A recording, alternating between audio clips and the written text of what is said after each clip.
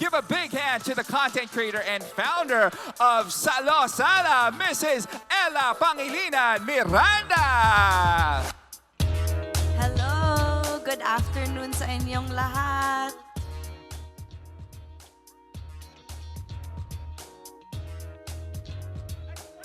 Me? Alam mo, masyado ako na-intimidate sa beauty mo eh. Ayoko tumabi sa'yo eh. Ang tangkad mo eh. Miss Ella, welcome, welcome. Thank you for joining us. Please have a seat. Okay. Digital trends, everything online. I think you would be very, very familiar with this as well because it's something that all businesses need now more than ever. And you, as somebody that looks Gen Z to me, Thank you. I'm sure aware ka sa lahat ng mga happenings online. So can you please quickly introduce yourself to everybody here? Hi, I'm Ella Pangilinan-Miranda. So I'm a content creator and also just founded my own online community called Salo Sala. And tell us more about that community, please. So Salo Sala started because I've always been so passionate about lifestyle and entertaining. And when I got married, I realized that it's so overwhelming for newlyweds and people who are new homeowners to learn how to entertain and host at home. And so I've had the privilege of learning from so many wonderful experts, and I wanted to share everything that I was learning to my community online. So that's how Salo Sala started. It's so niche, no? If you don't mind me saying. Pretty niche, I guess so. It's something that a lot of people have interest in, but it's something that you wouldn't really think of. It wouldn't be top of mind when it comes to content creating. Na parang ito yung space that would do well. Ito yung content, type of content that I would like to do. So, how did your first journey into it start? Like, was it on Instagram, Facebook, TikTok, YouTube? Yes, so I actually started social media when most of my peers did, which was when we were in high school, but we didn't really know what it was. You know, it was just a space, like an online diary where you would share your experiences. And I think it was only later on when I realized, you know what, this is something even bigger. And in fact, there was a point in my life where I took a break from social media when I was studying abroad because I said, you know, I need to know who I am outside of social media, and that social media should be a reflection of my life, not my life. So that's how I started, yeah. Parang naging therapy session, but a lot of people can learn from that kasi social media has taken over our identity. Yes. But I would like to know, was there a specific moment where you realized that your online presence could do more or could be more than just personal sharing? It could also be a platform for influence and opportunities that you've created through this. Yeah, you know, so I actually started by doing social media for other brands and marketing for other brands. So I was behind the scenes, and that was my full-time job. So I wasn't really focused on building my own brand. And then when I got engaged, I quit my job. I just wanted to focus on wedding planning, and I just so happened to be creating content focused on that. And that's eventually what people started, I guess, following me for and looking forward to. And it just happened by accident, and I realized, you know what, I have a platform that I don't want to take for granted. I might as well use it for the best and, yeah, add value however way I can.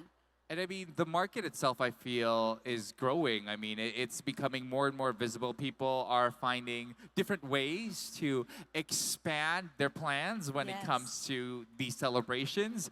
The challenge, I would think, with something that is still technically niche is, don't you get burnt out from doing, quote unquote, the same type of content all the time? And for some businesses, that also might apply. Kung halimbawa, iilan lang yung mga produkto nila.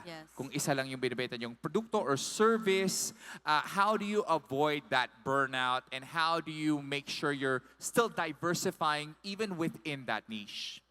I think the difficult thing when it comes to creating content is if you're always trying to think of new ideas. Whereas if you have your evergreen content, which are things that happen whether the camera is on or not, it's just so much easier to capture. So I think it's about having a mix of that evergreen content and new ideas. So for me, the way I found my niche, honestly, I think it found me because it just happened to be the content that I was consuming ever since I was a kid. So bata pa lang ako, mahilig na ako manood ng cooking shows, nag-aayos ng bahay. So I've always been into that. And it just so happens that right now, I finally have the space to fully express that. Kasi kasal na ako, and then I have my own home. So I get to do that. But when it comes to the content that I create, sometimes it does get tiring. But I realize that my routines are things that my audience does look forward to. And it's nice to add something new every now and then. So I just try to spend time outside of social media actually to get inspiration. Because if you're just looking at everybody else's content, it's not going to be true to you. So I spend a lot of time off my phone in nature or reading, in cultural shows. Maganda din yan kasi you have to find inspiration outside of your phone. That's really healthy too, Yeah. no? I think Yes. sometimes you do need a break. Yeah. It's about having the right balance too. Yeah. Because our guest earlier, Nina, was saying kailangan constantly online. And then on the flip side of it, if you've been doing it for so long, the Yeah. break can actually help It you as can. well to get re-inspired. Because otherwise, you are just recreating trends and you're just Yes. copying what you see online. When you're bored, actually, is the best time that ideas come. Yeah, So you if need you to just leave linger room for in that boredom. space. Yeah. Galing. Okay, you mentioned your followers earlier. We live in a world where, 'di ba, yung attention span talaga natin after 3 seconds. Ayan na yung mga yan, di Wala na. makikinig. Yes. Ayan, attention span nyo, huy. No, but it's true, and we're kind of trained like that because of Yes. social media and the way the reels are fed to us, the photos, the content that's fed to us. That's how it works. 3 seconds, 5 seconds, tapos na. Yes. And also, I feel like we are the same when it comes to the people we follow, the communities we're a part of. Yes. So that's the challenge for businesses and content creators like yourself.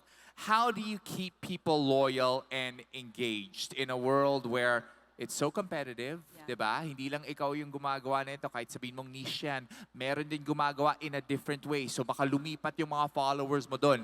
How do you minimize that? And how do you make sure that you can stay consistent and you can keep your community? Because at the end of the day, you do need them. Yes. It's not a community without the people that engage with you. Yes.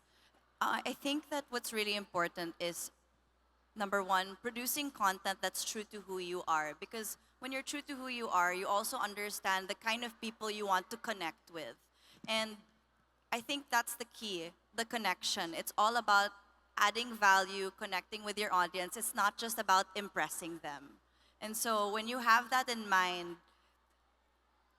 it's, I think, what motivates you to keep creating content that is useful, helpful, that will make people follow you not just because it looks nice.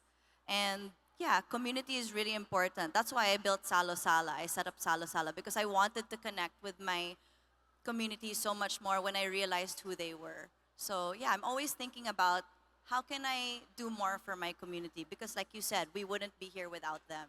So, what are some ways that you think some of our business owners here can try to connect to their audience? Or what are some of the mistakes even that people usually make when creating content na imbis na makipag-connect sa audience or demographic nila, hindi na sila pinapansin? Kasi yun naman yung point natin, di ba? Is kailangan mapansin tayo ng audience, ng future or potential customers natin. I think it's so important to think about, like, do you even know who your audience is? Or are you just in it for the likes or the reach or going viral? Like, do you really know who follows you? So that's, I think, important to think about.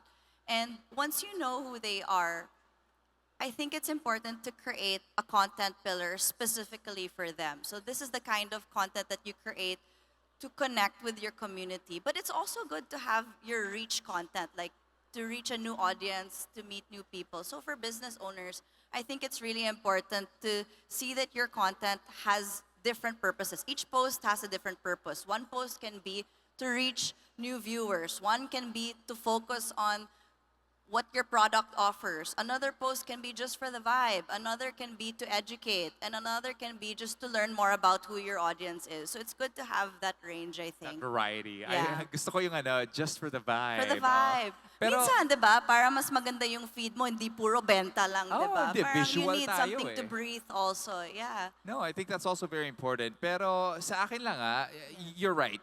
Nothing to me is more essential than that connection. Yes. I think if you even compare virality to connectivity, Yeah. mas importante yung connectivity. Kasi even reviewing some of my own reels or businesses I've helped before, minsan kahit 6 million yung views ng isang reel on IG, let's say, Yeah.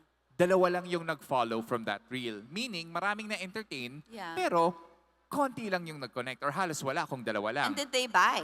Yes. Did it translate to sales? You don't know. But if it's something that you're putting out there to connect with your audience or to educate them, then that's useful for them. And if you get a couple sales from that, then I think that's a better translation. So focus on the connection and Yes. focus on getting to know your audience more. The education, yeah, and value. Parang pag halimbawa may nililigawan ka, let's say, you want to court Ella, you have to know what Ella likes. Like she may Yes. like chocolates but not flowers. So you can't give her flowers. She's just gonna ignore that. Hindi ka mapapansin. But if you know that she likes chocolates, then you show her that at baka bumili siya sa'yo, di ba? Yeah. It's as simple as that. Yeah, and I think what's nice to look at more than likes are the saves and shares. So if you have that data, because if you look at saves, that is what your audience wants to keep for themselves. That's what they find useful. When you see shares, that's what they're sharing to another person and what they want another person to know. So those are useful things to look at also. Kasi they're Yeah. giving it an extra thought pa kung Yes. kanino pa nila i-share yun. Yes. So nag-resonate So talaga I yung would content. look at that more than likes. Yeah. Really, really good tip there. All right,